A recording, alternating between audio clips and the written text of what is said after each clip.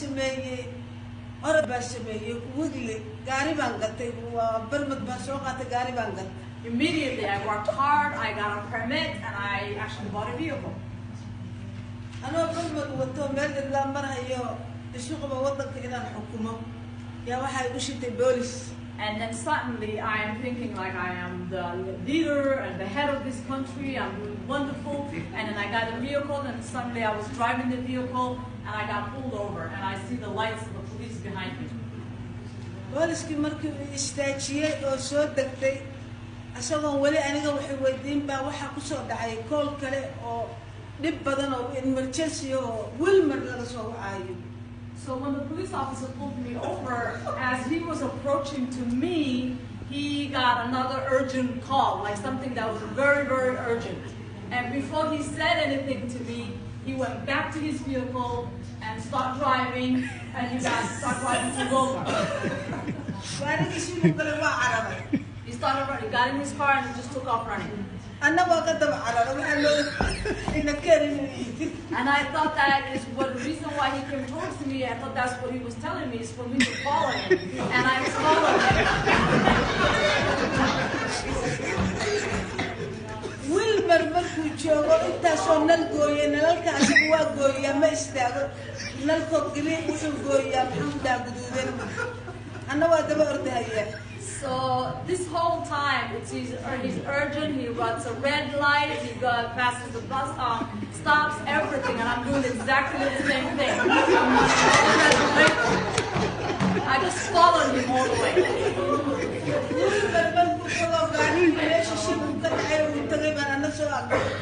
And then he got to his place where he was going to where the urgent was, and I pulled right next to him. What do you need? I pulled next to him and he said, what do you need?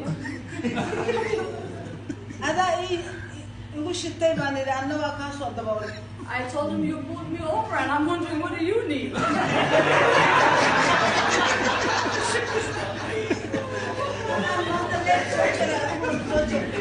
And then he said, I ran all the red lights and you've been following this whole time? I said, yes, I was.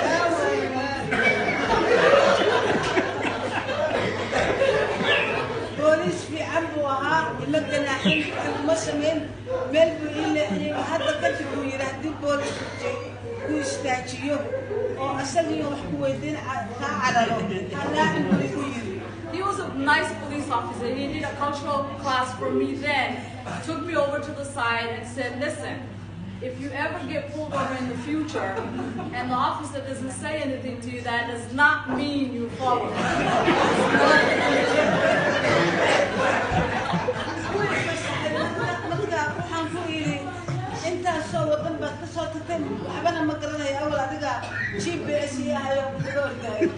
And then he let me go, but then I told him, I just followed you. I'm not a GPS. How am I supposed to get here?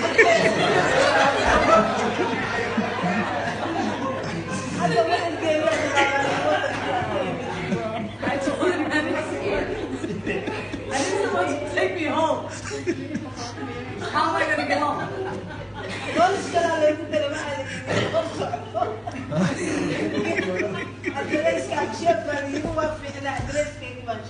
So I gave them my address and then another police officer escorted me home.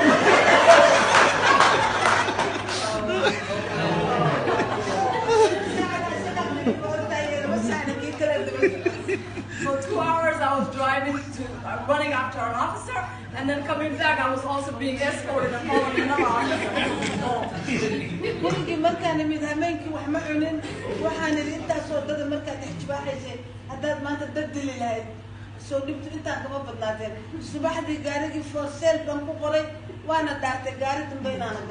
and then after I went home, I started really analyzing what just happened. And I realized I could have ran someone over, I could have done a lot more damage. The following morning, I put a for sale sign on that vehicle, and I never drove